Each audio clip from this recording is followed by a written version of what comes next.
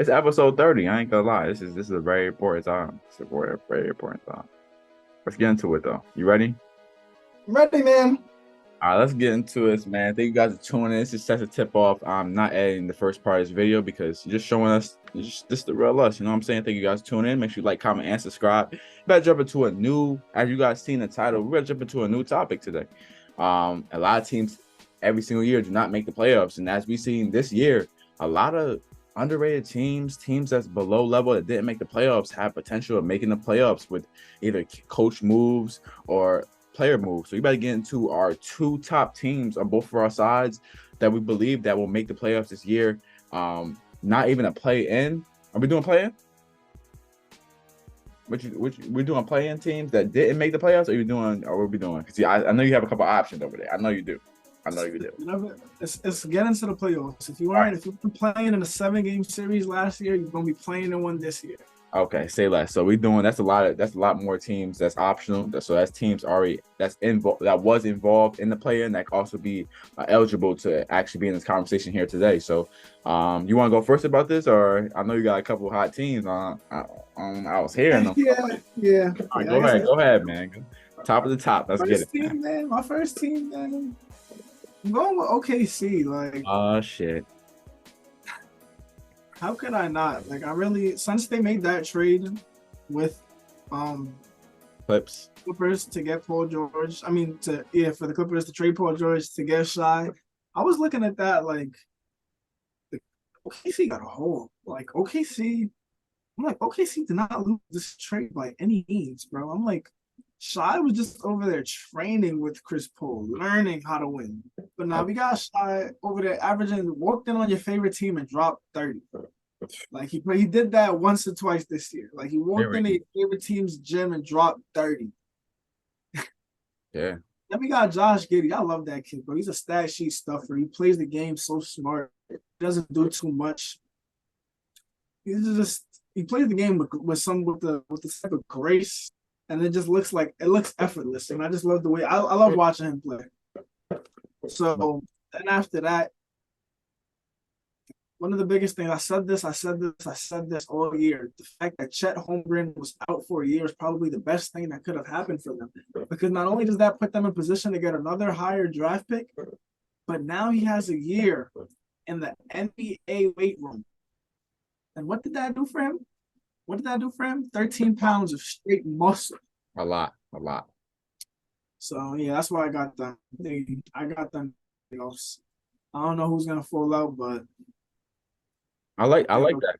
I like that a lot. I'm just gonna throw in a little sauce for you. I ain't gonna lie. I throw a little sauce. I like everything you point out within the Thunder team that's going on. But Sam Presti is one of the underrated GMs that they have in the league. And if you see how many picks they do have at disposals right now. There's no way he should be underrated, bro. Oh yeah. When you look at what they've done, his history, for draft success, they drafted 3 MVPs. Mind you, they might have not all won them in OKC, but regardless, they drafted 3 MVPs in the same generation. Right. With Kevin Durant, with James Harden, with Westbrook.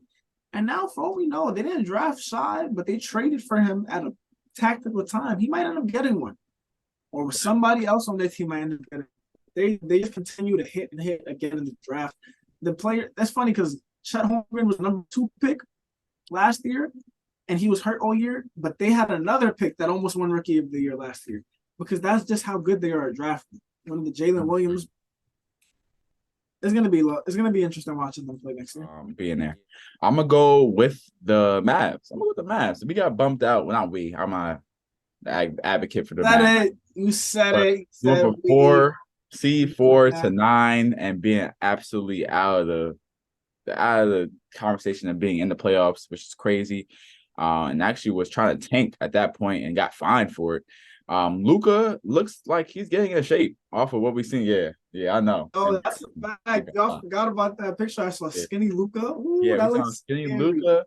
Defense is the biggest thing for Luka. Starts taking defense. It's gonna be different, man. It's different. We never seen a Luka that size. Rise on defense. Yeah, emphasis on defense. But as we've seen, the Mavs trade a lot of their defense away and a lot of their shooters away. We've gotten a good addition back. We again, For Well, the I'll talk record, about the Mavs. that's the second time. I'm going. That's the second I'm going time with in the the. last I'm 2 going with minutes the he said Mavs. we. I'm going with the Mavs in this conversation. I'm not a Mavs fan, guys. I'm a LeBron James fan. Wherever LeBron goes, I go. Wherever Bronny goes, I go. You feel me? That's how I'm coming. But anyway, with the Mavs adding an addition on, the Mavs adding an addition on the Grant Williams coming from the Celtics, a great pickup. They weren't valuing any players in the Celtics. They like to portray their players. So Grant Williams going over there 3-D. It's gonna be great for what they lost and what's the bro name from the Nets right now? Smith Dorian Jr. Finney-Smith. Honestly, I think he's a better pickup than Dorian Finney-Smith. And honestly, he developed a lot more into than just a 3-D player. Like you're gonna He just see, he didn't has a get more lot play more to time. his game. You're gonna see he has a lot more to his game than 3-D. Also, you have Rashawn Holmes from the Kings that didn't get a lot of playing time as well. They had Alex Len in that position, which well deserved for him. To add more length, more rim protection, as well as you signed to a 3-year deal. Dwight Powell, that was currently on the team. I think he was out for an injury. I think it was something where it was lower body. But they signed him for 3 years. Not saying he's not valuable. I feel like that was a good signing. Just to have either another center back there.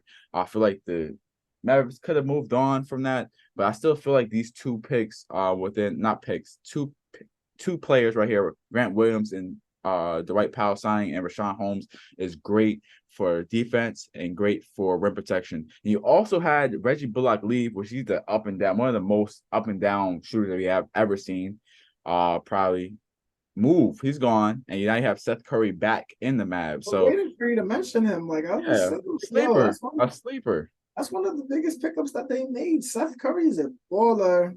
And actually, he's a baller. He might be the second. He might be the second. I think locking in Kyrie. You don't want to mess up again, Mark Cuban, and he locked Kyrie in for 3 years, $126 million. And that's probably a maximum amount of money he probably could have got in the situation he has been around the league. And a lot of teams wasn't looking at Kyrie for a reason. And his leverage wasn't looking so good, but he leveraged a lot of money for 3 years for what he was looking at. So I think the Mavs in a great position to be in the playoffs this next year. So I'm going to let you go on with the next team you have. But I think I might just switch it just for fun. Tell me about it. What we doing? I'm really thinking. Don't steal mine now. Sure. No, I was thinking about going out east, man. I had a sleeper team. We'll talk about it later. But I'm gonna go with another team that I was in the plan.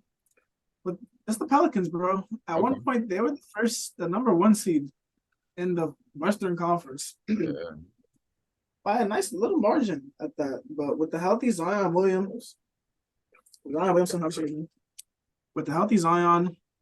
with the healthy Brandon Ingram, like Brandon Ingram at a point last year started cooking everybody, bro. He was dogging. Brandon Ingram playing like that. I think we came back off of the injury. He was playing like that.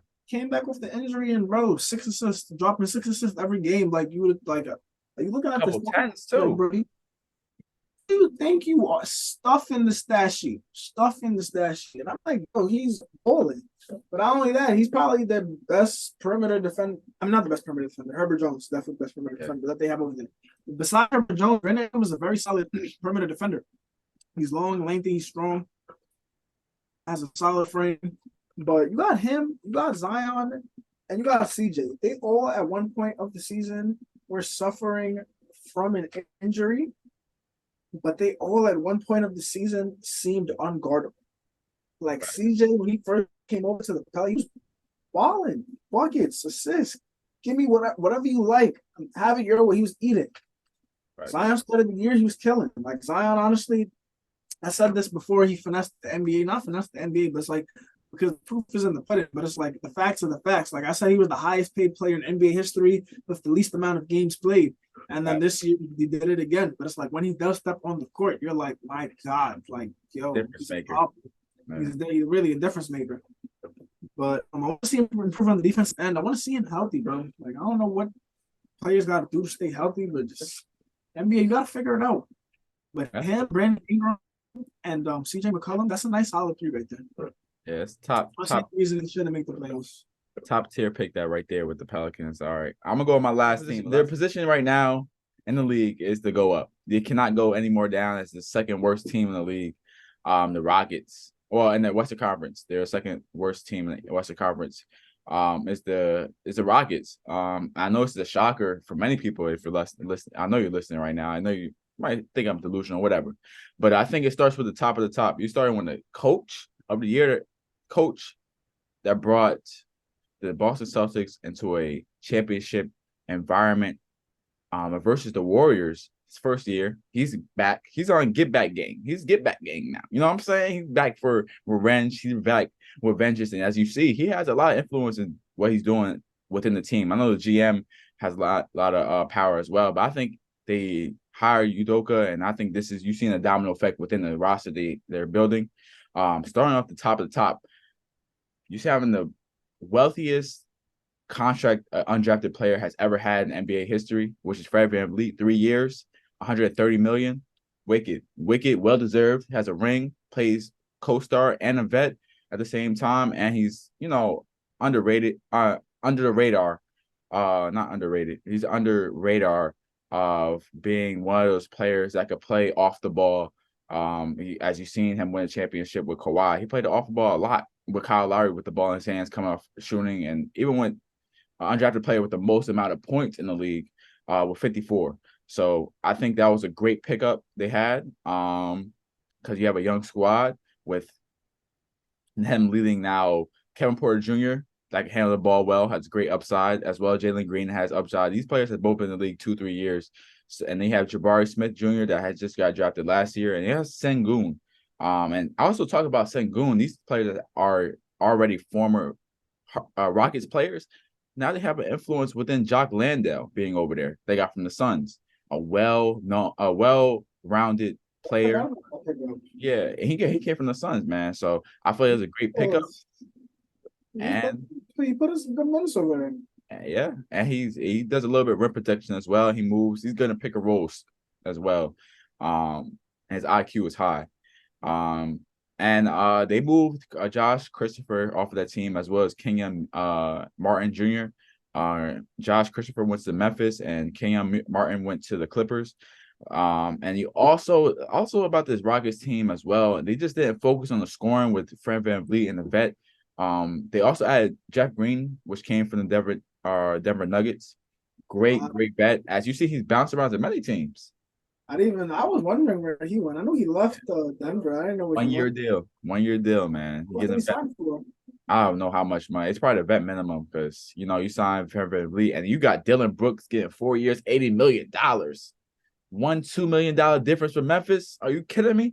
He said, I'm not going to no Shanghai Sharks, whatever the hell they call them, Chinese teams. He said he coming back, but he didn't. Honestly, he's in a great position for his career. To be honest, $20 million a year. He's gonna get a lot of playing time. As well, he's gonna be a person that's gonna, I think, put a confidence in these young. They already have enough confidence. I think it's the defense and the professionalism you're gonna be instilled. You're gonna give them a defensive identity that they didn't have last year. People, as much as people didn't like Dylan Brooks, said he's this and that. Like he was all NBA second team. Yeah, defensive. A lot of people don't give him his credit. There's only 10 people on that list out of the 200 plus 300 players in the NBA. Yeah, there's only 10 people on the list. There's only 6 at the wing position, and he was one of them. So he's good at something. So he's gonna really bring that defensive identity, especially with Ime. So I can see why you're saying that. I expect him to be a whole lot better. Yeah, playoffs. These are 4 teams. I don't know about that one. Oh, you don't think the Rockets? I don't know about that one. I say play in if anything. They're gonna win more. They're gonna win more than 22 games. Gave my insurance. I'm gonna take my insurance, man. Playing just in case. But anyway, I think that'll be a good improvement for Udoka to also have these players that's good on defense and experience. I think it's good to also have Udoka that's great that made Boston Celtics play way better defense this year, last year.